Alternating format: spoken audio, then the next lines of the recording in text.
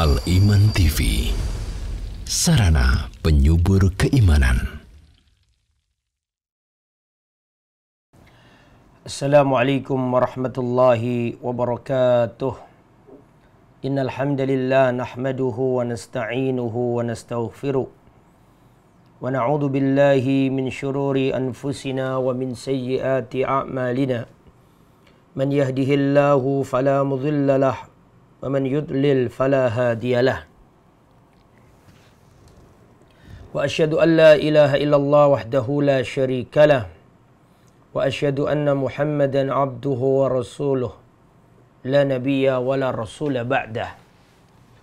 Allahumma salli wa sallim wa barik ala nabiyyina wa habibina Muhammad wa ala alihi wa sahbihi wa man sara ala nahjihi ila yaumiddin, amma ba'd. Ikhwatal iman rahimani wa rahimakumullah. Alhamdulillah, kita akan lanjutkan kajian kitab 40 hadis tentang tauhid, Al-Arba'in fi Huquq Rabbil Alamin. Dan insyaallah pada kesempatan yang baik ini kita akan bahas Al-Hadis Al-Thamin wal-Ishrun, hadis yang ke-28. Dan insyaallah juga Al-Hadis At-Tasi' wal-Ishrun, hadis yang ke-29. Kita mulai dari hadis yang ke-28. Hadis yang ke-28 ini tema pokoknya adalah tentang khauf. Al-khauf yaitu takut. Tentang takut. Apa hubungannya takut dengan tauhid? Nanti kita jelaskan. Qala al-muallif hafidhahullah an Abi Hurairah radhiyallahu anhu anin Nabi sallallahu alaihi wasallam yarwi an rabbih jalla wa ala. Dari Abu Hurairah, dari Rasulullah sallallahu alaihi wasallam, Rasulullah meriwayatkan dari Tuhannya, yaitu Allah Subhanahu wa taala. Berarti hadis qudsi. Qala, Allah taala berfirman, wa izzati, demi kemuliaanku, demi keperkasaanku, la ajma'u ala abdi khaufaini wa amnaini. Aku tidak akan mengumpulkan atas hambaku dua rasa takut dan dua rasa aman. Idza khafani fid dunya ammantuhu yaumal qiyamah. Jika hambaku takut kepadaku di dunia, aku akan memberikan rasa aman pada hari kiamat. Wa idza aminani fid dunya akhaftuhu yaumal qiyamah. Dan jika hambaku itu merasa aman dari diriku di dunia, tidak takut azabku di dunia, akhaftuhu yaumal qiyamah. Aku akan memberikan rasa takut kepadanya pada hari kiamat nanti. Rawahu Ibnu Hibban. Hadis ini diriwayatkan Al-Imam Ibnu Hibban. Ikhwatal iman rahimani wa rahimakumullah. Ini adalah hadis tentang khauf, tentang rasa takut. Yang dimaksud di sini adalah al-khauf minallah, rasa takut kepada Allah. Seorang muslim harus menghadirkan perasaan takut kepada Allah Subhanahu wa taala. Inilah dalam ilmu akidah disebut al-khauf, takut kepada Allah. Fala takhafuhum wa khafuni in kuntum mu'minin. Janganlah kamu takut kepada mereka, tapi takutlah kepada aku. Disuruh takut kepada Allah. Ya, jangan kau takut kepada mereka, tapi takutlah hanya kepada aku, kata Allah. Wala takhshawhum fakhshawni. Jangan takut kepada mereka, tapi takutlah kepada aku. Jadi mempersembahkan rasa takut hanya kepada Allah, itu adalah bentuk kesempurnaan tauhid. Nanti kita perinci. Khauf itu ada perinciannya. Al-khaufu minallah ibadatun azimatun wahiyya aslu kulli khair. Takut kepada Allah adalah ibadah yang agung, yang mana ia adalah pondasi dari segala kebaikan. Pondasi dari segala kebaikan adalah al-khauf, perasaan takut kepada Allah. Seorang akan melakukan sesuatu, ingat Allah, ada aturan Allah. Timbul perasaan takut. Ketika dia di kamar sendirian, gak ada orang lain, dia mau melakukan maksiat, dia ingat ada Allah. Muncul perasaan khauf, takut kepada Allah. Maka dia gak jadi melakukan maksiat. Wala yasihu imanul abdi illa bil khaufi minallah. Dan tidak sahih imannya seorang hamba, tidak sah imannya seorang hamba kecuali harus ada perasaan takut kepada Allah Subhanahu wa taala. Wal khaufus sadiq al mahmud, perasaan takut yang jujur, yang benar dan terpuji adalah huwallazi yadfa'ul abda li fi'lil khairat. Perasaan takut kepada Allah yang benar adalah perasaan takut yang mendorong hamba itu untuk berbuat kebaikan. Ya.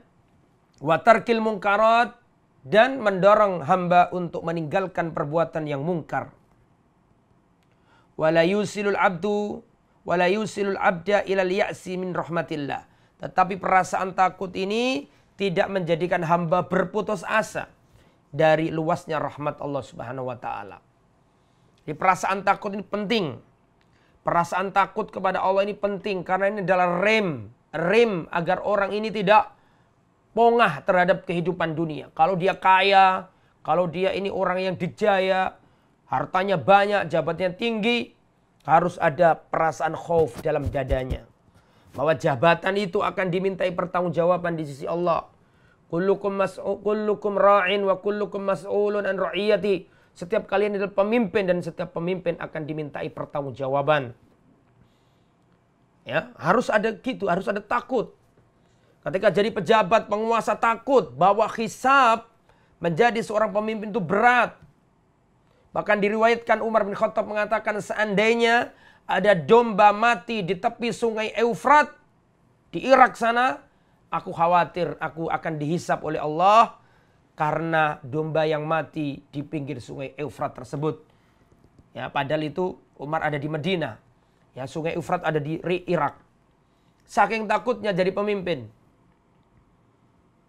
Ada hisabnya. Jikalau kaya raya, dalam keadaan senang, bahagia, ingat, harus terselip dalam dada kita perasaan khauf bahwa harta itu akan dihisab pada hari kiamat. Tsumma latus'alunna yawma idzin 'anin na'im. Dan kalian benar-benar akan ditanyai tentang harta dengan nikmat yang Allah berikan kepada kalian.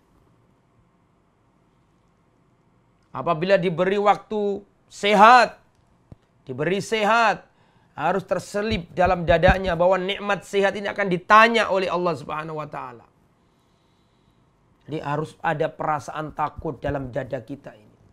Kalau kaya raya takut bahwa harta ini halalnya akan menjadi hisab dan halalnya, saya ulangi, halalnya menjadi hisab dan haramnya menjadi azab. Maka adalah kita harus ada sisi al-khauf, perasaan takut kepada Allah Subhanahu wa taala.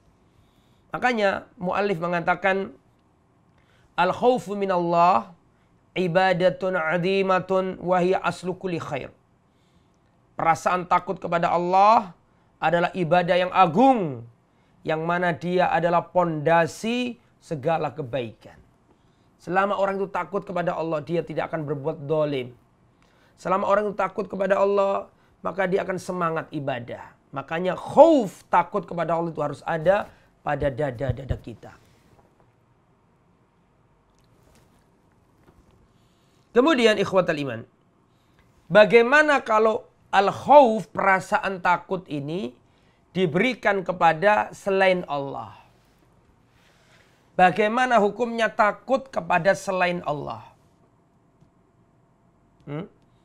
Seorang takut dengan selain Allah. Ini hukumnya bagaimana?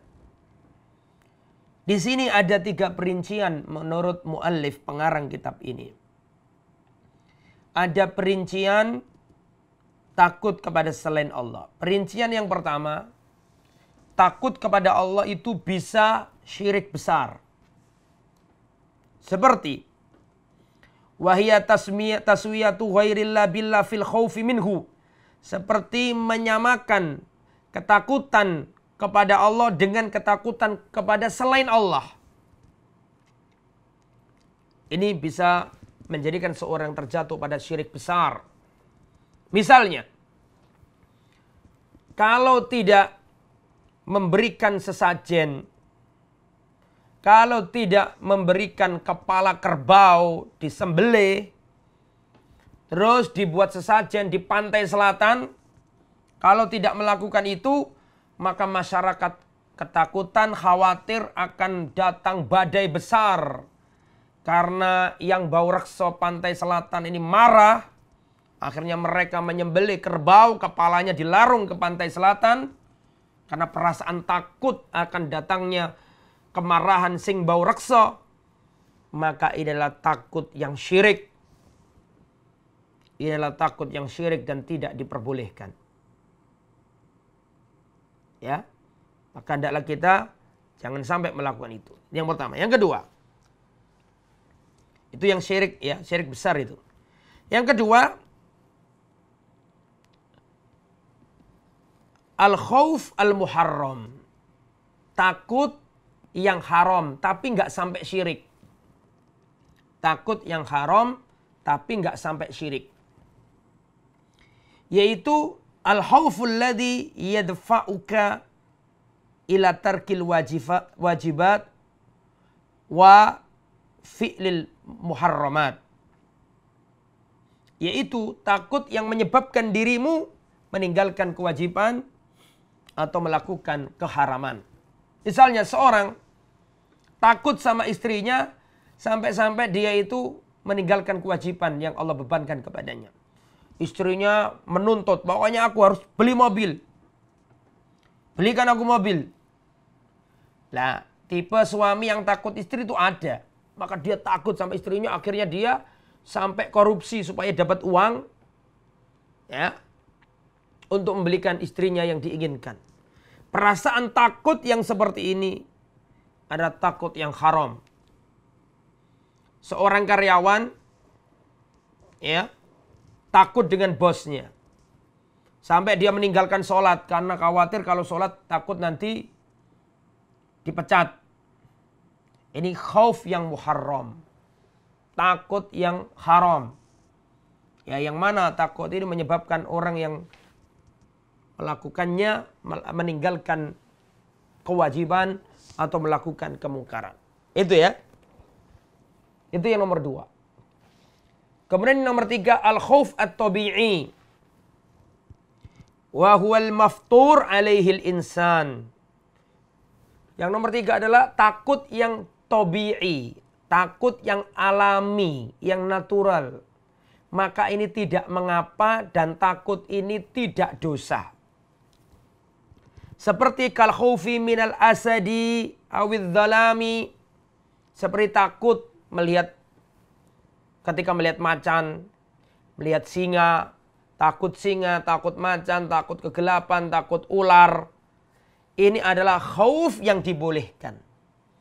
Khauf yang tidak menyebabkan orang terjatuh pada hal yang haram dan tidak menjatuhkan atau tidak membuat orang jatuh pada kesyirikan. Khauf yang tabi'i, al-khauf at-tabi'i yang kalau itu menimpa seorang hamba, maka dirinya nggak berdosa. Ada kala jengking dia takut, maka ini khauf yang tidak berdosa. Karena ini adalah al-khauf al-maftur. Fitrahnya manusia itu takut dengan hewan berbisa. Maka ini tidak mengapa. Itu tentang masalah al-khauf sudah kita perinci tadi. Sekarang al-hadis at-tasi'u wal ishrun, hadis yang ke-29. Hadis yang 29 ini tema utamanya adalah ar-raja. Mengharap kepada Allah. Berharap kepada Allah. An Abi Hurairah radhiyallahu anhu qala Nabi sallallahu alaihi wasallam. Dari Abu Hurairah, semoga Allah Subhanahu wa taala meridhai beliau. Qala Nabi sallallahu alaihi wasallam. Rasulullah sallallahu alaihi wasallam bersabda, Yaqulullahu ta'ala, Allah ta'ala berfirman. Nah, ini berarti hadis qudsi. Allah berfirman, ana indadh-dhanni 'abdi bi. Aku sesuai dengan prasangka hambaku kepada diriku. Muttafaqun alaih. Hadis Bukhari dan Muslim muttafaq alaih. Ana indadh-dhanni 'abdi bi. Aku sesuai dengan prasangka hambaku kepadaku. Makanya berprasangkalah baik kepada Allah. Berharaplah terus kepada Allah. Ini tentang harapan ya. Apa sih harapan itu? Ar-raja itu apa? Ar-raja adalah ta'alluqul qalbi bi husuli mahbubin fil mustaqbal. Harapan adalah tergantungnya hati untuk mendapatkan sesuatu yang dicintai pada masa depan. Wa huwa thiqqa billah ta'ala, yaitu dengan yakin kepada Allah Subhanahu wa taala, berharap kepada Allah. Berdoa, ya Allah, jadikanlah anakku orang yang penghafal Al-Qur'an. Terus dia berharap kepada Allah, berdoa, membimbing anaknya. Ini harapan namanya. Harus berhusnudzon kepada Allah. Bahwa Allah akan merealisasikan apa yang menjadi prasangka kita ke Allah. Makanya berprasangkalah yang baik kepada Allah. Jangan-jangan sudah kayaknya Allah nggak bakal mengampuni aku. Nah, ini nggak boleh. Ini yai'as. Ya, ini namanya berputus asa. Tapi kita harus berharap terus sama Allah. Berprasangka baik kepada Allah. Ya, qala ta'ala wa yarjuna rahmatah. Mereka adalah orang-orang yang selalu berharap rahmat dari Allah. Jadi harus berharap.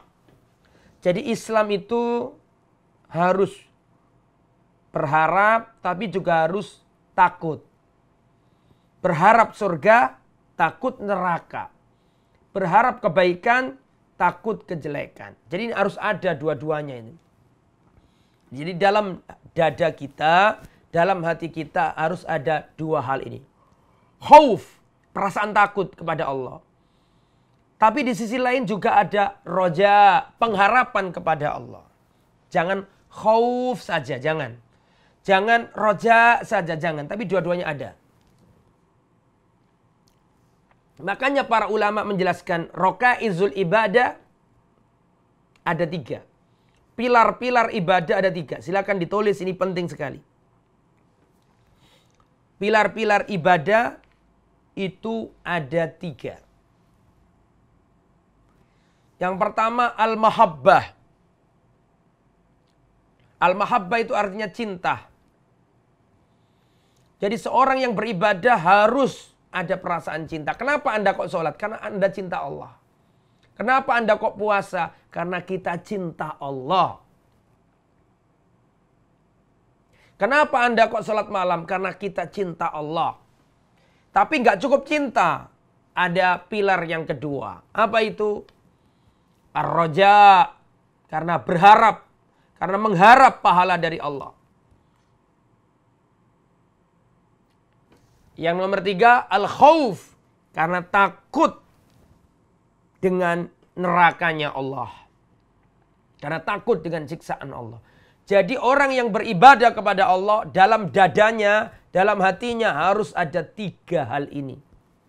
Sebagai faktor pendorong dia melakukan ibadah, harus ada 3 ini. Pertama karena cinta. Kedua karena berharap pahala. Yang kedua karena takut neraka, takut siksanya Allah. Yang nomor 3 karena berharap pahala Allah, berharap pahala dan berharap surganya Allah. Jadi orang kalau beribadah harus ada 3 ini. Jangan seperti orang sufi yang mengatakan kalau ente beribadah jangan karena berharap surga. Karena kalau ente beribadah kok berharap surga, berarti ente tidak ikhlas. Beribadah itu jangan mengharap surga, tapi karena cinta sama Allah. Menurut orang sufi. Kelihatannya benar, tapi ini salah. Ini salah. Kita beribadah harus berharap kepada Allah. Mengapa? Mereka mengatakan kalau Anda beribadah kok minta surga itu syirik.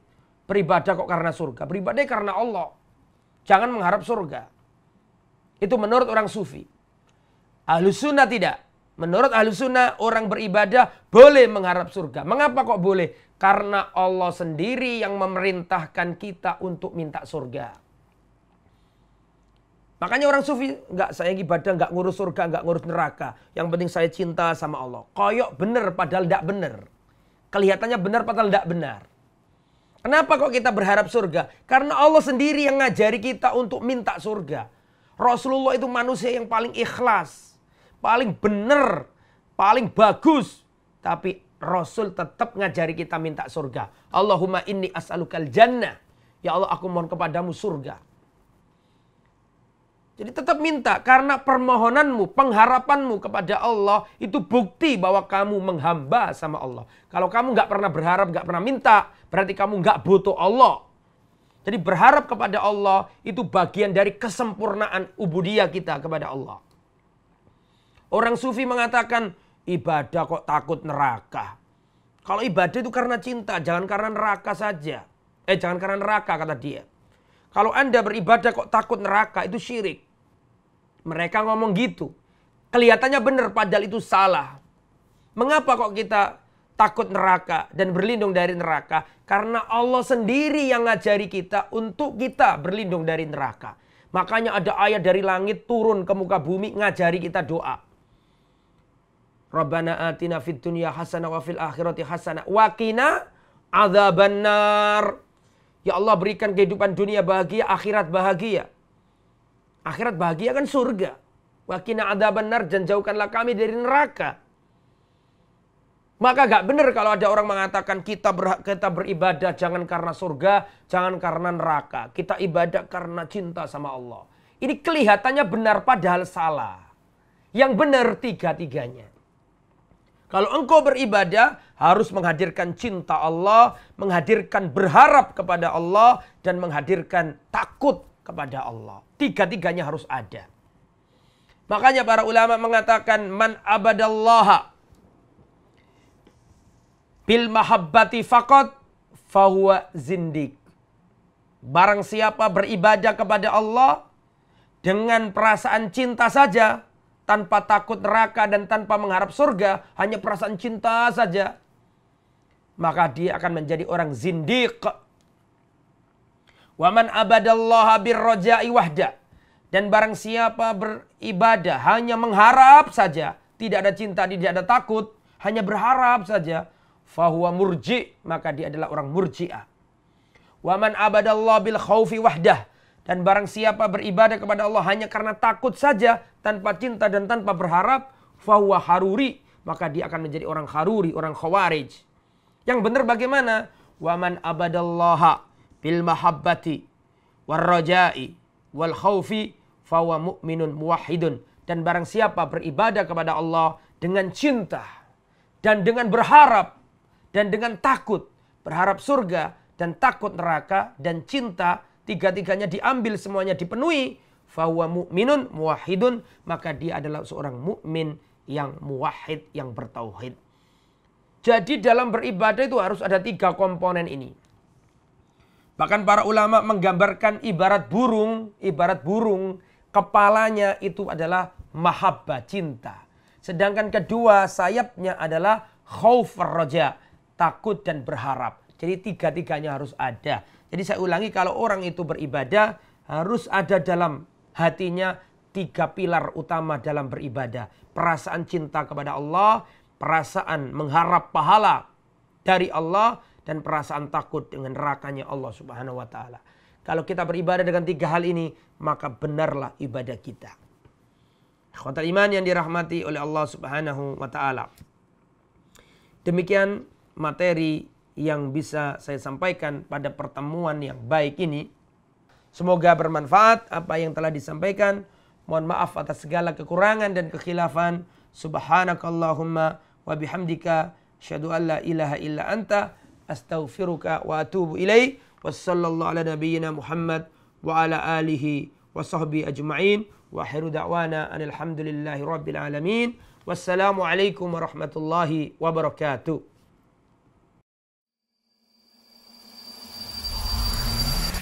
Al-Iman TV, sarana penyubur keimanan.